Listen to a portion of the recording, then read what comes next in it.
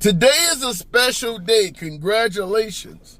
As the Trump administration is referring to it, it is indeed Liberation Day.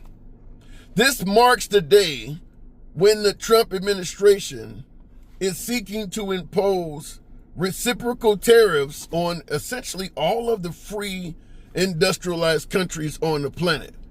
On its face, it makes sense what Trump is doing. That's my take.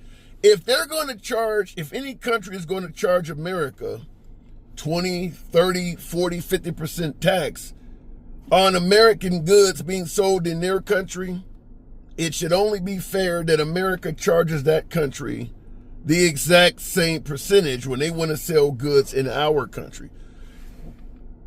That sounds fair. That makes sense on its face, but there's a whole lot more I want to bring up and illustrate. You ever had a friend that's a total hothead? Maybe the friend is twice your size, likes getting involved in bar brawls and fights, has a bully aspect to him. So when you go out, the friend expects you to be down with any drama that comes your way that he's often always starting. And the only expectation is that you be willing to accept a little bit of temporary pain and suffering for victory. Well, this is what we're using to compare to what's going on with the Trump administration. Because make no mistake about it, Trump is that bigger friend that's getting involved in fights and expecting you and I to be okay with what's going on. Will we benefit? Who knows? But he is suggesting that we will. Now, under Trump's first term, there were tariffs imposed on China. You have to ask yourself personally, do you think you benefited from it happening the first time? This time, they're going to be far more widespread. Here's what I want to push back, though. We are essentially the world's wealthiest nation.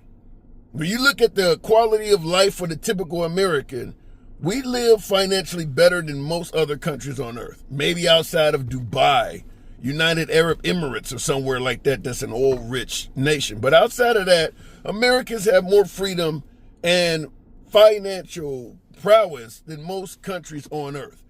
And what Trump is doing is trying to finagle the numbers so that we'll even be richer by the time it's done. That sounds on its face really good. However, let me give you an example. Let's say, for instance, you make 5, 10 times as much as one of your best friends. So usually when you guys go out to eat, you cover it. You guys go to a sports event, you cover the price of it. He's barely getting by, maybe a father with kids and a wife at home. You got plenty of excess money. So you often cover things, but this person is a great friend. True enough, as I use with the bar example, if you get in a fight, this friend who makes financially a lot less than you can be counted on to have your back. Anytime you've been in a fight, he was there, ready to go. But every time you go out, you have to financially cover things for him. So you decide, in Trump fashion, you want to demand fairness. From now on, when we go out, we alternate on who's going to pay for dinner, sports events, and everything else. It makes no sense that I got to pay all the time and you get a free ride. Here's the issue. The minute you start doing that, remember I talked about if you get in a fight, he has your back, how he's your best friend? Canada's one of our best friends. You start getting stuff like this. The relationship we had with the United States based on deepening integration of our economies and tight security and military cooperation is over. President Trump again imposed unjustified tariffs on our nation in violation of our existing trade agreements. We will respond forcefully. Nothing is off the table to defend our workers and our country. So you hear him suggesting that the time for deepening integration of the economy and even tight security and military cooperation are over with. Military cooperation is the national, if not international, example of what I used on a smaller scale. If anytime you get in a fight, your friend has your back. All of a sudden, well, if you're not going to treat me like I'm anything special, I'm not going to treat you like you're anything special either. Fair is fair, right? Fact is, the entire free world has stood back and allowed the United States to take the lead. You allowed the United States to be big brother, allowed the United States to have access and influence in countries they had no business being in, allowed the United States to let its U.S. dollar dominate the market. Because like your friend, they were used to you taking care of them when they went out and you were doing things for them. Now all of a sudden, the United States has taken on a role of make America selfish again. Well, your friends are not going to be as reliable as they used to be because you're not either.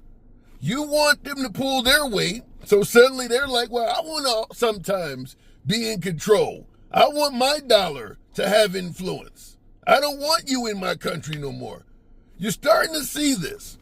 So what I'm going to ask you folks is, if you can make a little bit more money, maybe pay a little bit less in taxes because of Trump's tariffs, do you think it's worth slowly but surely losing a hell of a lot of our friends and influence around the world?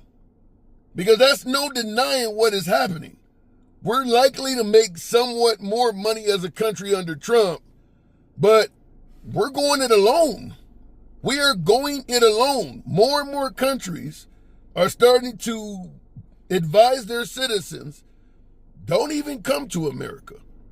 Look at some of the Canadian news channels, the German news channels. You can find all this shit on YouTube. Look at news that is in English in the countries of our allies. And look in the comments section anytime the U.S. is mentioned. They're not liking us anymore. All around the world. But you'll make more money. Remember the wealthy example. You make a lot more than your friend. You want things to be fair, so you're not covering the tab all the time.